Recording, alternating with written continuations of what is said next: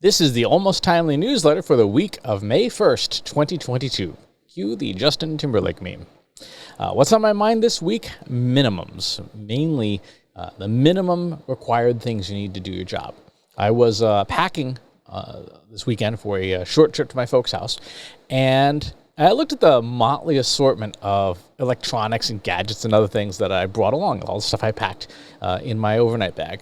And what stood out to me was what I considered to be the bare minimum that I needed to be able to work remotely, to get my job done while mobile, while on the road. It was different than working from home. Working from home, you still have all of your amenities and fancy things, whereas when you're working truly remotely, hotel, coffee shop, things like that, you do have to scale back.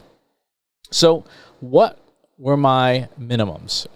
My laptop and my mobile phone. Those are the bare minimums that I need to get things done. Take away one of those two things and I'm in a boatload of trouble. There's a lot of stuff that I can't do without those two things. Now, it also goes without saying that includes reliable internet access and reliable electricity to power those things. But those are not things I throw in my bag. Although I guess in theory I could with at least the power part. Now that's not to say that those are the tools I need for optimal work, right? To get the most done. No, those are the bare basics without which nothing gets done. The essentials, the showstoppers. Things like a desk, a good mouse, a large external monitor, a solid keyboard, etc. are all tools that help me get stuff done better and faster. But if I had to go without, I could go without all those things and still be, mostly effective. You probably have a similar list, right? You've got things that you must have to do your work and things that are nice to haves. And it varies, right? It varies wildly based on the kind of company you work for, the kind of job that you do. There's some people, safety glasses, maybe a must-have. Welding gloves, maybe a must-have in order to be able to do your job. So what are those things? Now, since most of us are marketers, here's a thought exercise for you. When it comes to your marketing, what are the essentials you cannot do without, and what are the nice-to-haves? Think about all the different ways that you can market to people. Which of those are your must-haves that your business, your results, your job rely upon, and what are the nice-to-haves? One of the most uncomfortable things to realize, at least for me as someone who's an analytics professional, is that for a lot of people, analytics are a nice-to-have. They're not a must-have, right? Now, for me, in my marketing, it's you via this email list, right? Without my email marketing, I'd be in a world of hurt, right? I could not have even started Trust Insights without your help because you are part of my email marketing community, right?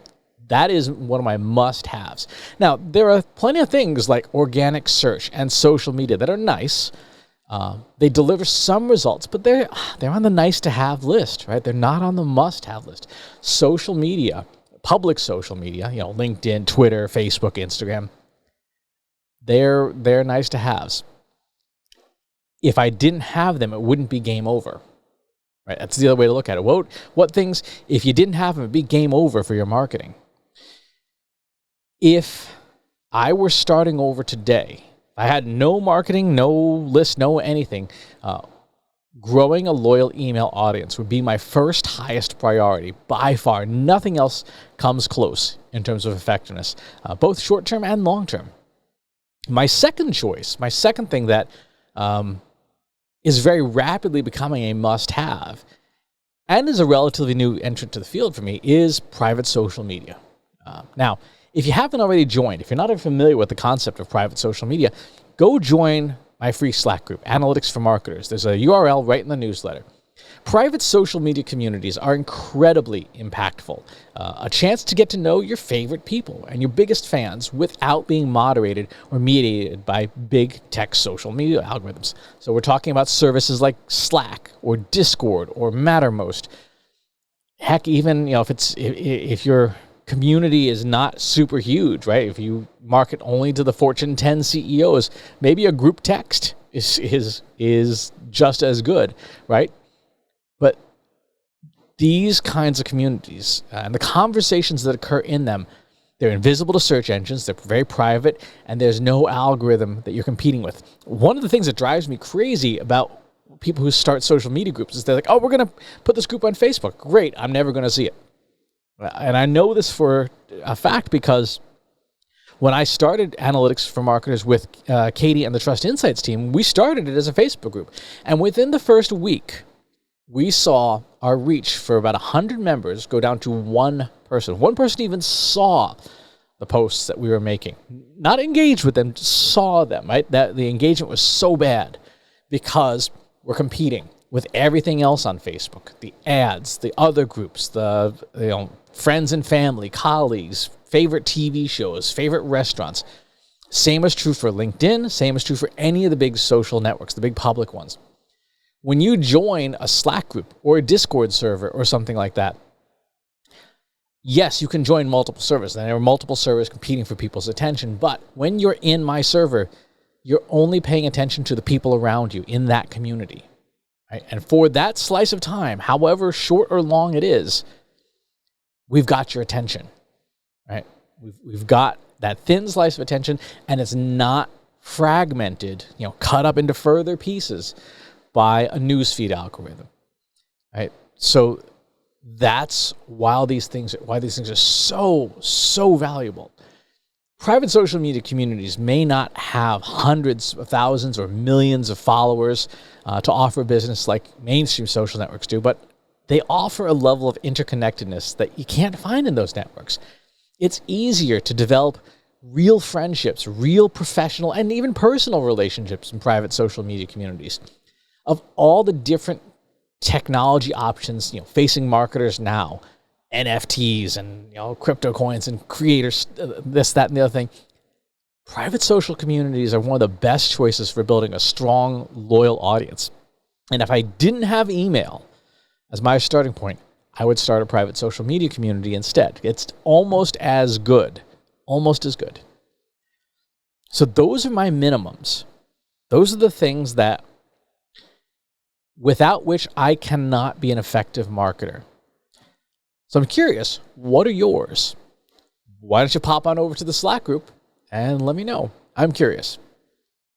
In the news this week, besides the new Search Console course that I'm relentlessly promoting, I'm not sorry about it at all, I did a piece this week on how content marketing has changed over the years since I created my first commercial website way back in 1994. So that's a fun trip down memory lane. Also got some other answers to questions about things like the impact of AI on content marketing, measuring the lifetime value of content, your most important content marketing KPIs, and so on and so forth. So tons of that stuff.